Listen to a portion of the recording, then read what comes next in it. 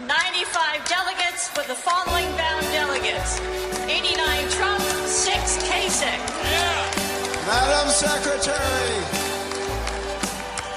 New York, the Empire State, proud to be the home of Donald J. Trump, and proud that we were the first state to cast a majority of our primary votes for Donald Trump.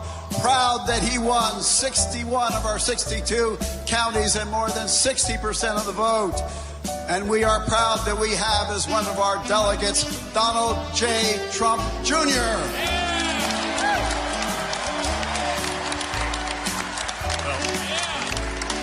Thank you very much, Ed. Thank you to my family, Eric, Ivanka, Vanessa, Laura, Tiffany, everyone here, all of our supporters in the great state of New York, even in the places that aren't so conservative.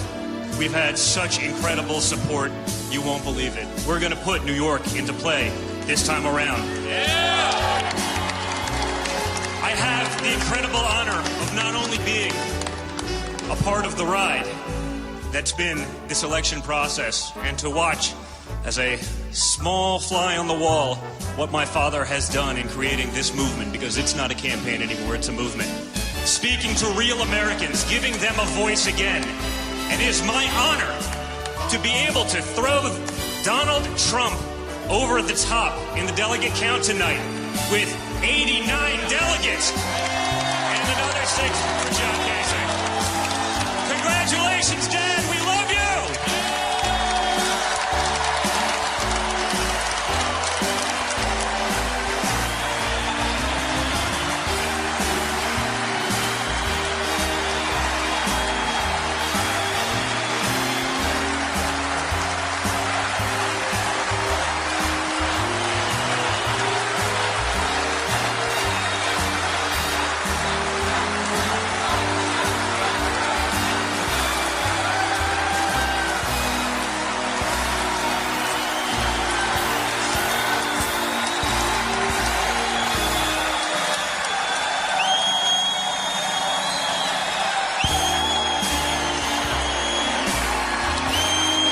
Pursuant to the announcement of the delegation and the rules of this convention, New York, 6 votes Kasich, 89 votes Donald J. Trump.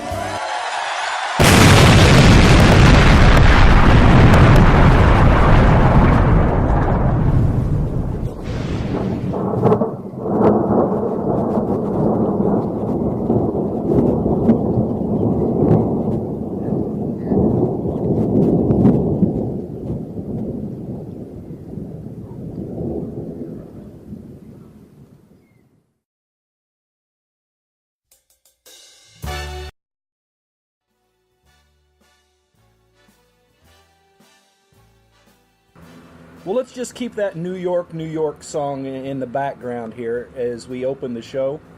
Welcome to the Ed Boston Podcast Network. It's an Ed and Amy night. So you have Ed and you have... Amy. Amy. Hi, Amy. Hi. Well, it is great to be with you on this historic night.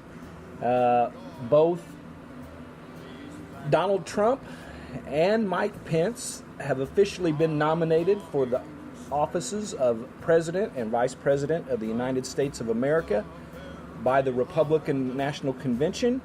And it is probably a nuclear explosion for sure. That was a good touch that Trevor added in there.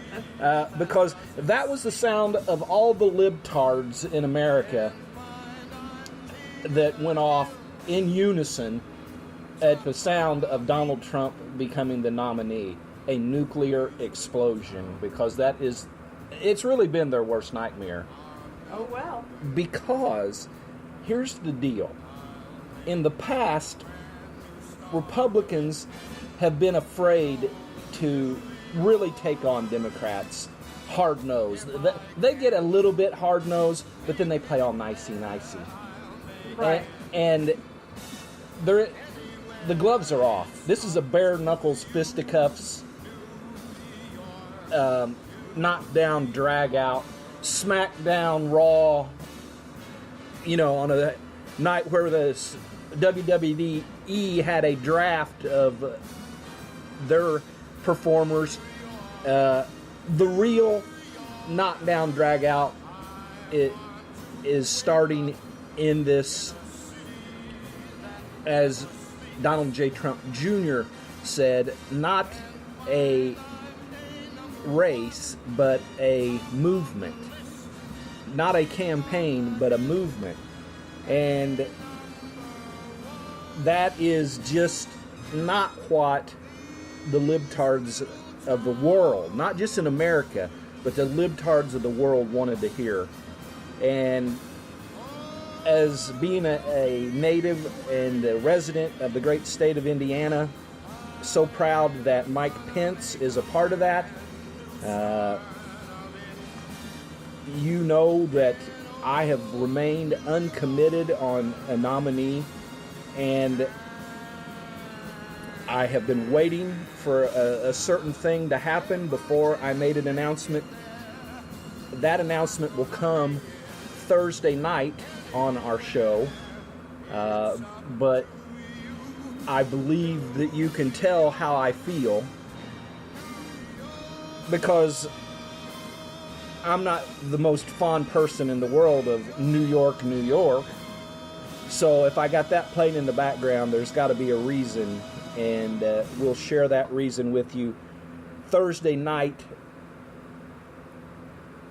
And I won't say anything else because I want that to be it's going to be a special show, and it's going to be dedicated to the reasons as to why I, as a Christian, conservative, pastor, person, am making my choice, and I want to share from the heart with you on Thursday night with some reasons. And it's not just because that's who the Republican nominee is. I just told.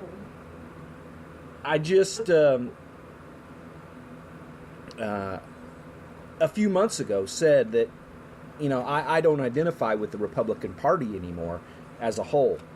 And I still say that. If they were to go back to Washington, D.C. tonight and start business tomorrow morning, the biggest part of the Republican Party are lily livers. They're happy with the status quo. They ain't got the guts to stand up to the Democrats.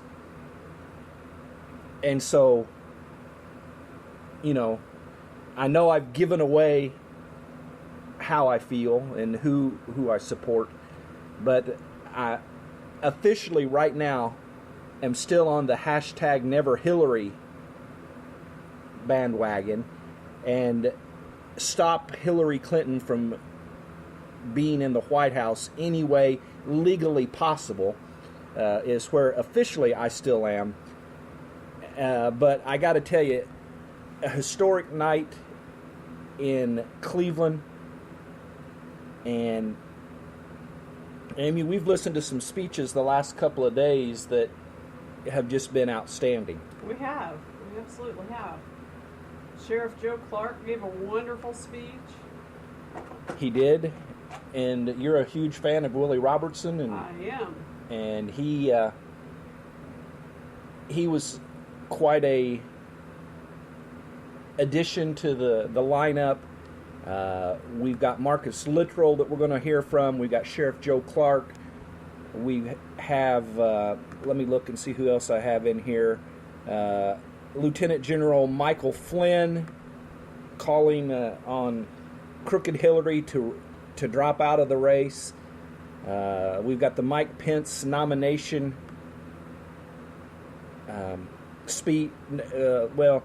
The actual nomination itself, like you just heard from Trump there. I like the Hillary for Prison shirt we saw. My friend Eric,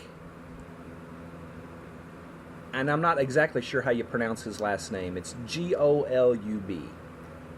I just call him Eric. He's a Jewish American He is a political analyst. He is an author. He is a good all-around guy. I met him in the 2008 Republican National Convention when I was there.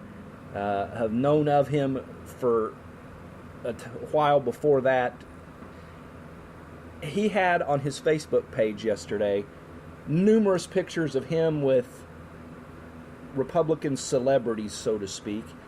People that well-known people that you would know: Brett Baer from Fox, Herman Cain, Chris Wallace, just numerous people. And his T-shirt said "Hillary for Prison."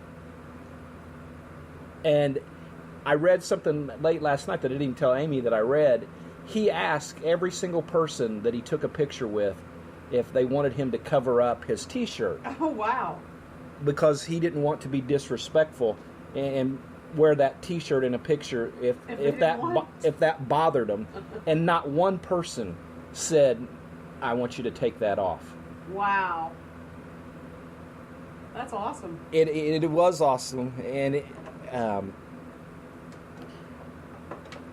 Eric he's a fantastic guy. He goes around the country speaking to groups. I mean, he'll speak to the Republican women of Broward County. You know, anybody that'll ask him to come, I think he probably goes. And I know he's having a blast while he's there in Cleveland.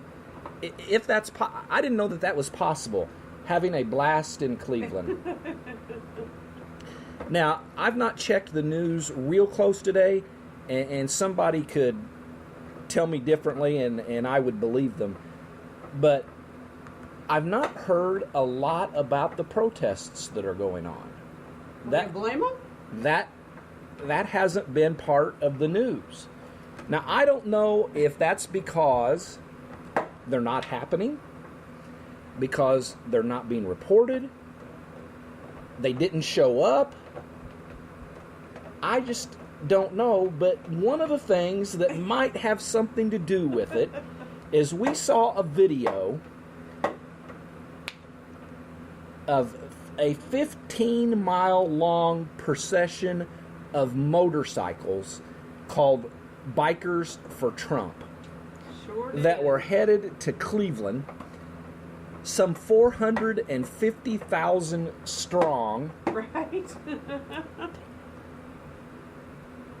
And they went to make sure that nothing got out of hand. And so I don't know. Maybe, just maybe, that might have something to do with it. It also, you know, they have a reputation, the Bikers of America do.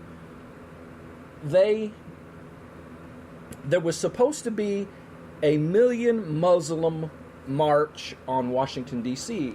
a while back. Supposed to be being the key words there. And when they heard that there were going to be 2 million bikers show up in Washington, D.C., you know what happened? What happened? Nothing. Imagine that. They didn't. The Muslims didn't show up. I don't blame them. Maybe they're smarter than I give them credit for sometimes. No, they just knew that they were going to get their butts kicked. You mean they're cowards? Ding, ding, ding, ding. We have a winner, Johnny. And we're not going to get off onto the Muslim talk, because I noticed that even one of the speakers at the convention is a person who is the leader of a group called Muslims for Trump. Oh, my. So there is such a thing. But we'll go back to the protesters.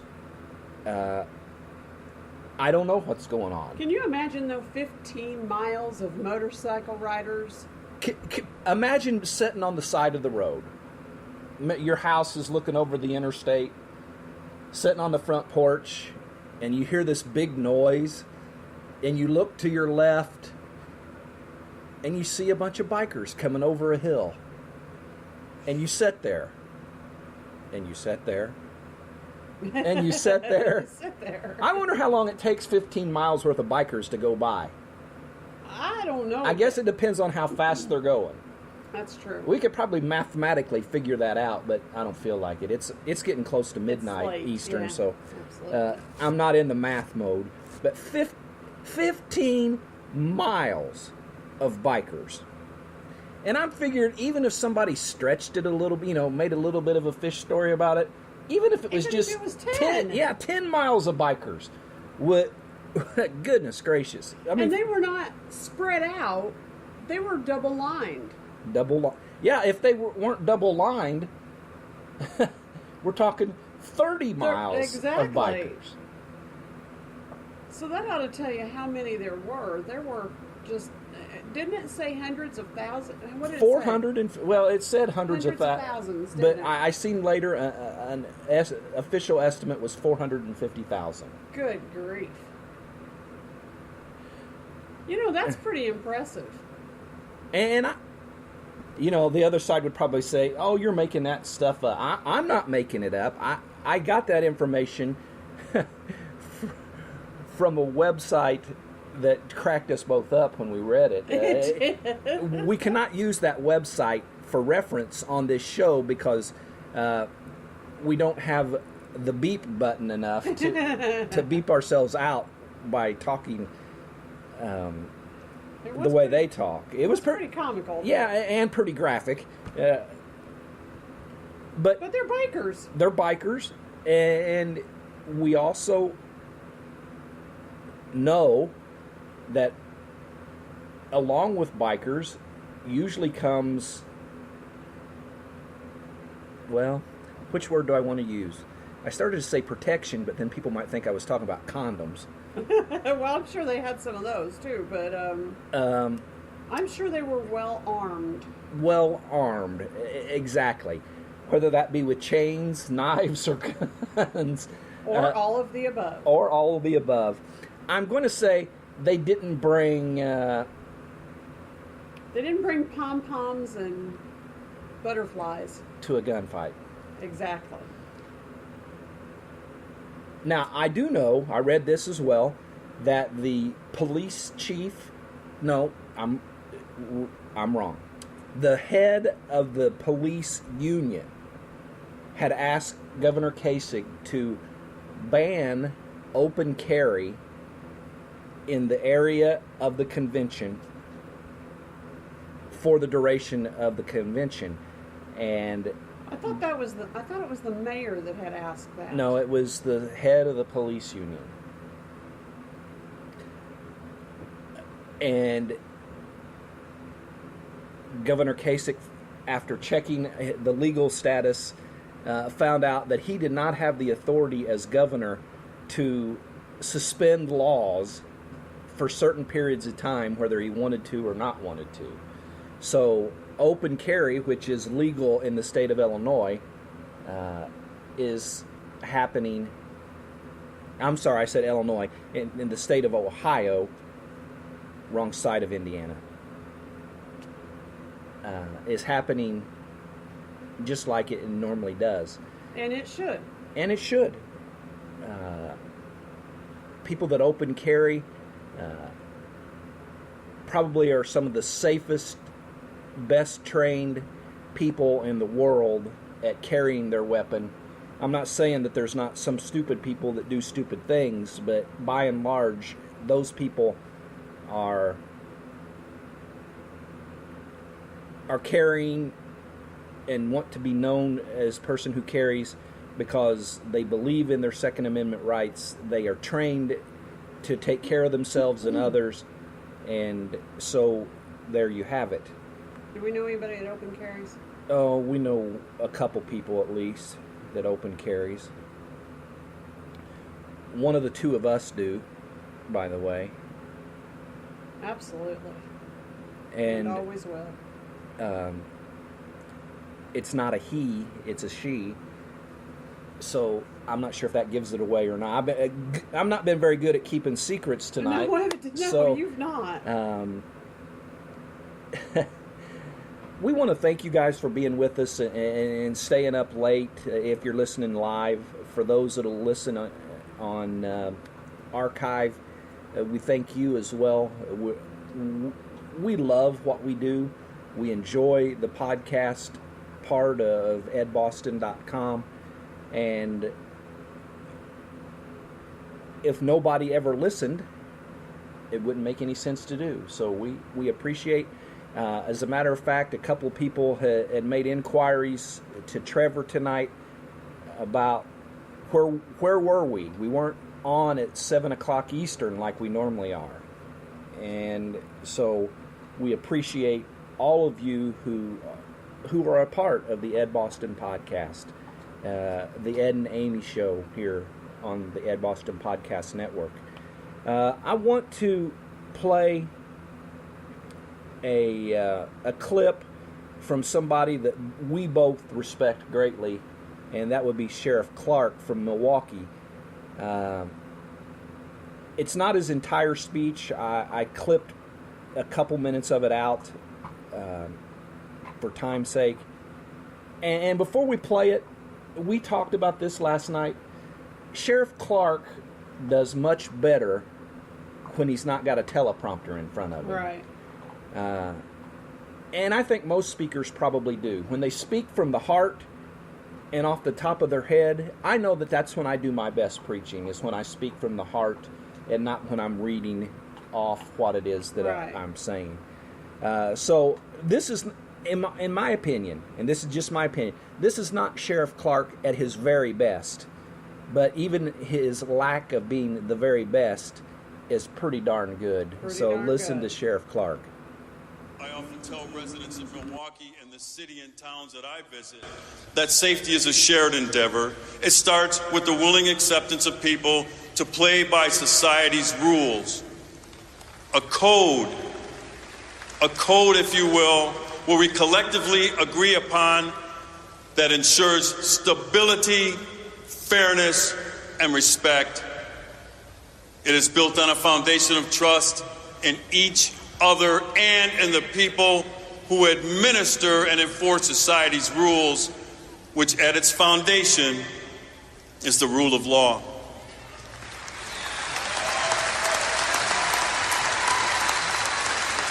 In 1963, Dr. Martin Luther King Jr. wrote passionately about the interrelatedness of all communities and states and about our inescapable network of mutuality tying us in a single garment of destiny. He spoke of the basic morality of the rule of law, provided that it is applied equally to both the wealthy and the impoverished, both men and women, and yes, the majority and the minority.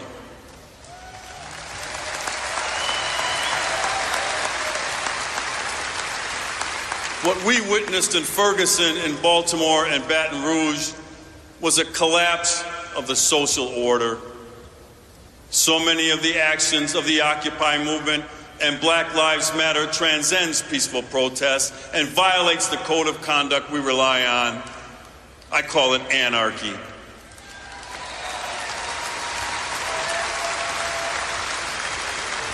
You see, American law enforcement officers understand that race is and has been a heated issue in our country. Most appreciate the vital need for thoroughness and transparency and pursuit of the greater good in their actions and in their investigations.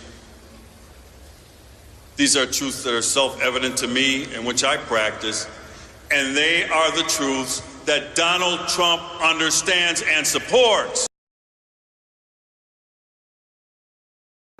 All right. Well, Sheriff Clark, he's at his best when he's going after basically thugs. I mean, he's a policeman at heart, and taking thugs off the streets what he does for a living. Absolutely. And we had talked before the convention, knowing that he was going to be one of the speakers, if he would be allowed to go after Black Lives Matter. You know, how politically correct would they make him be? And he had it toned down from He did. from where he would be if he was on Hannity's show or just talking. Well, on CNN with Don Lemon. Oh. If you want to see an interview where he puts somebody in their place, Don Lemon had to go to a break. Yeah, he got smacked. But the thing is, they still allowed him to... I didn't even know if they'd allow him to mention Black Lives Matter, because you know these speeches have to be approved and gone over, and I don't know how much control the individual has over their own content. You'll see in a little bit when we talk about Marcus Luttrell, it doesn't matter sometimes because he decided to just cut his teleprompter off. It probably kept running, but he decided that speaking from the heart's the way he did things best, and he just forgot the teleprompter and went on. So we mentioned Black Lives Matter, and we wondered if they would be protesting at the RNC. They were expected to be there. Trevor sent me a note that from the people that we are using their live stream on our site of the Republican National Convention. That group is called Right Side Broadcasting. I highly recommend them. It's actually, get this, it's an African American run website, which doesn't matter to me. Right. It matters to some people, but they are doing an outstanding job with providing coverage of the RNC in general. They're doing an outstanding job of providing each individual speaker's video. You know, most speakers speak anywhere from 3 minutes to 15 or 16 minutes. And so you can go and you can watch the whole thing. You can go to edboston.com, click on the link, and go right now if you wanted. They're still probably doing a few things closing up the night, but you don't have to leave our show to do that. But my point is I'm trying to give them a real pat on the back because they're doing a phenomenal job. And the clips that you're hearing that I've edited down all come from there. And just proud to give them a shout out here tonight.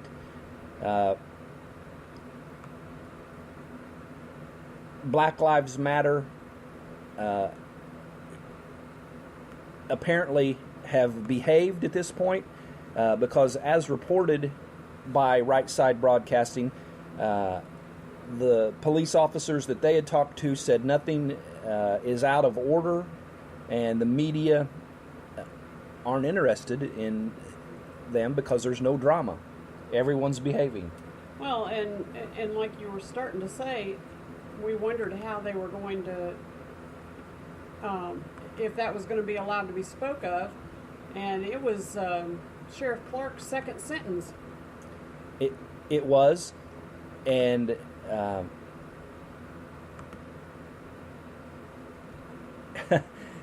a matter of fact, we looked at each other. It was really his first real sentence because his first sentence was to get this out of the way up front. That was the first sentence. Then he said, or let me be real clear. Let me be real clear about this. All lives matter. Yep. And so we looked at each other. Blue lives matter. Oh, that's right. My fault. Blue lives matter. And we looked at each other and is like, yep, he went there. He sure did. Right off the bat. You gotta love Sheriff Joe. He is, to me, he's an American hero right now. Oh, absolutely. You know, when most people's heroes are sports figures or movie stars or singers or whoever, a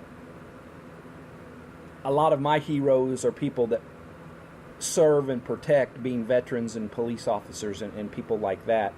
I got my favorite baseball players and stuff too, don't get me wrong. You better have your favorite law enforcement. Well, that's a given. Okay. I mean, just checking. I live with law enforcement. I visit law enforcement's house. See them on the streets. So that just is like You sleep in law enforcement's bed. I do. Gotta love that. I do.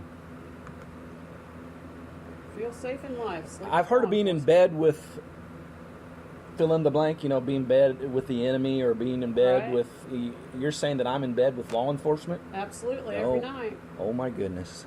This is a PG, or a G show. Well, no, we might be PG.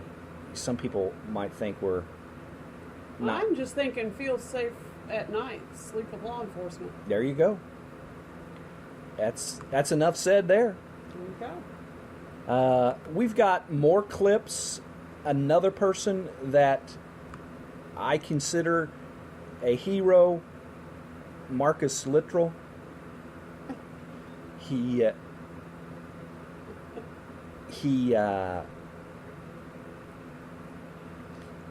Navy SEAL, now goes around the country taking up for veterans and basically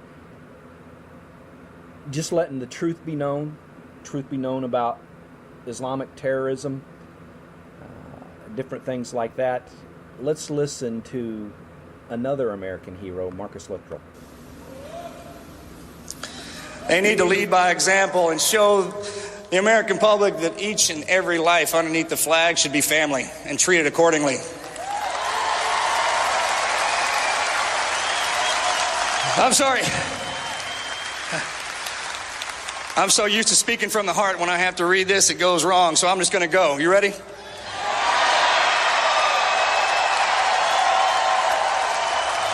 Not only do the leaders have to step up and support us, but the family, those of us in here, we're all family.